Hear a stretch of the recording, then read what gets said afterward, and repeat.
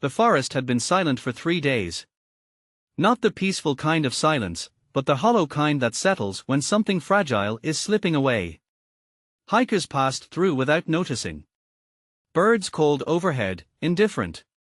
And somewhere deep in the underbrush, hidden beneath a tangle of roots and dead leaves, a bobcat kitten lay motionless, waiting for a strength that wouldn't come.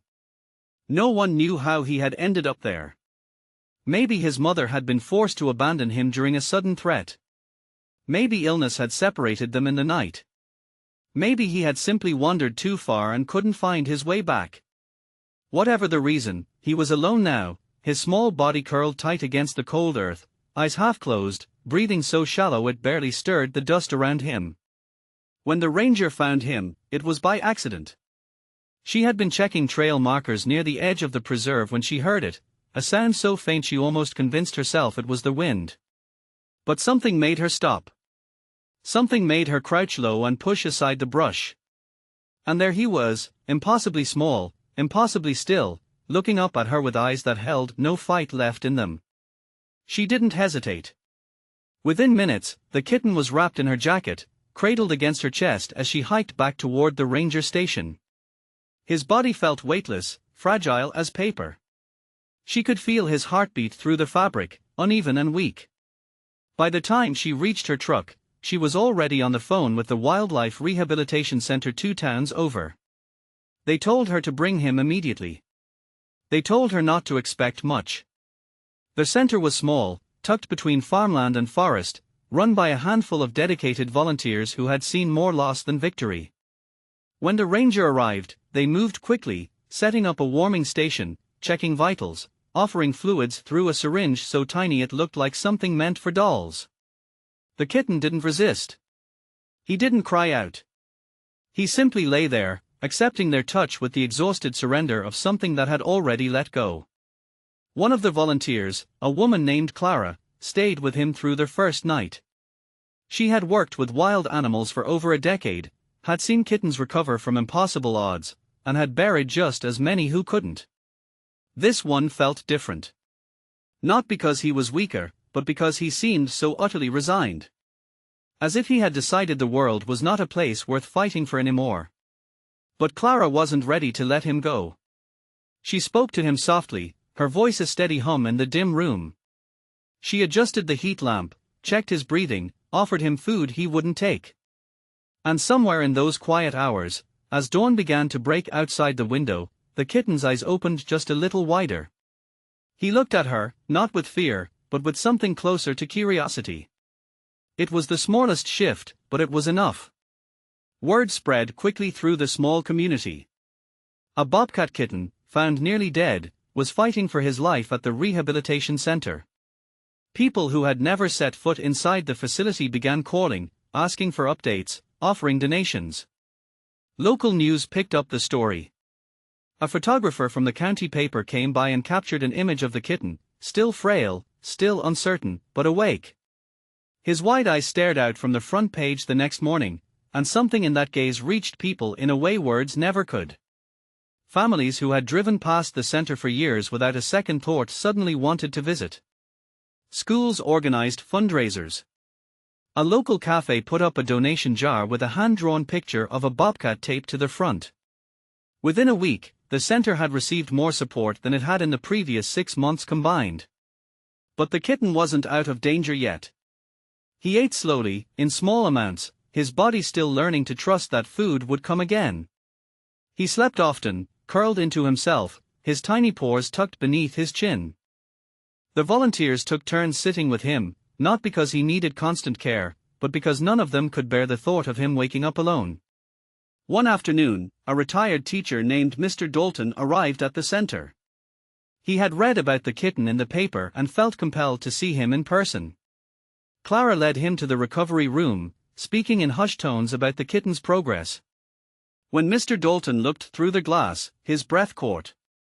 He had spent 40 years teaching biology, had lectured countless students about ecosystems and survival, but he had never seen anything quite like this. The kitten was awake, sitting upright for the first time, his ears twitching at the sound of Clara's voice. "He's stronger," Clara said quietly. "He's starting to respond." Mr. Dalton didn't say anything for a long time. Then he turned to her, his voice thick with emotion. "What does he need?" Clara hesitated. She had been asked that question 100 times, and the answer was always complicated. But something about the way Mr. Dalton asked made her answer honestly. He needs time. And he needs people to care enough to give it to him. The next day, Mr. Dalton returned with his grandson, a boy of about 10 who had recently lost interest in school. The boy had been struggling, withdrawn, spending too much time alone. His parents hoped the visit might spark something in him, though they weren't sure what. When the boy saw the kitten, he pressed his hands against the glass, his eyes wide. "Is he going to be okay?" he whispered. Clara knelt beside him. "We're doing everything we can. But he's a fighter. You can see it in him, can't you?" The boy nodded slowly. "He looks scared." Clara smiled gently. "He is. But he's also brave. Sometimes being brave just means not giving up, even when everything feels impossible." The boy visited 3 more times that week. Each time, he sat quietly by the glass, watching the kitten eat, sleep, and slowly begin to explore his enclosure. He started drawing pictures of bobcats at home, filling notebooks with sketches and facts he researched online. His parents noticed the change immediately. He was engaged again, asking questions, showing interest in the world beyond his own struggles. One evening, the boy asked his grandfather if they could volunteer at the center. Mr. Dalton called Clara the next morning.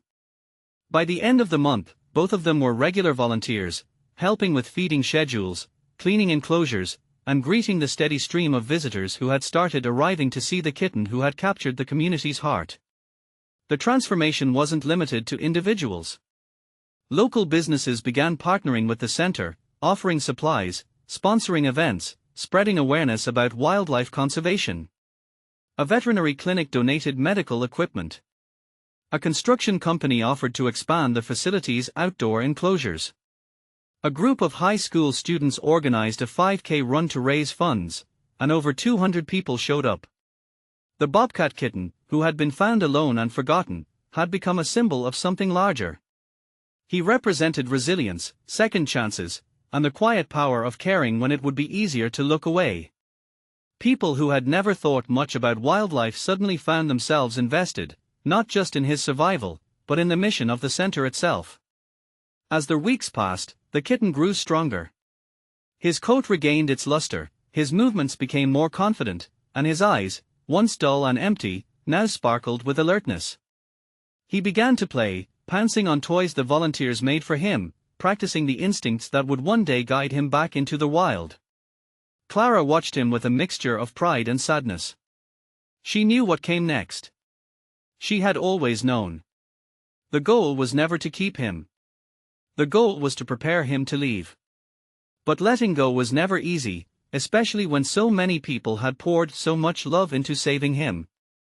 The community seemed to sense it, too.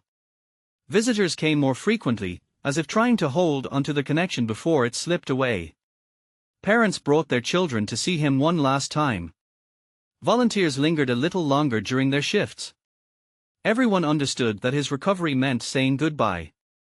On a crisp morning in early autumn, the center held a small gathering. Families, volunteers, donors, and local officials gathered outside as Clara stood beside a transport carrier. Inside, the Bobcat kitten sat alert, his eyes scanning the faces beyond the mesh. "This little one came to us when he had nothing left," Clara began, her voice steady but emotional. "And you gave him everything. You gave him time, resources, hope.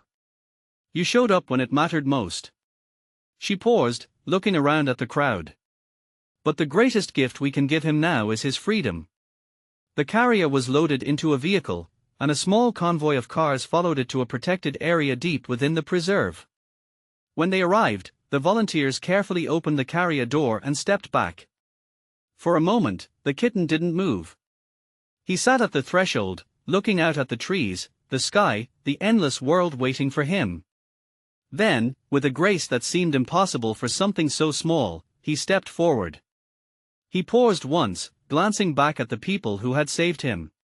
And then he was gone, disappearing into the forest as if he had never left. The crowd stood in silence, some wiping away tears, others smiling through the ache. Mr. Dalton rested a hand on his grandson's shoulder. The boy looked up at him, his face serious. "Do you think he'll remember us?" Mr. Dalton thought for a moment. "I think he'll remember that someone cared. And maybe that's enough." As the group returned to their cars, something had shifted.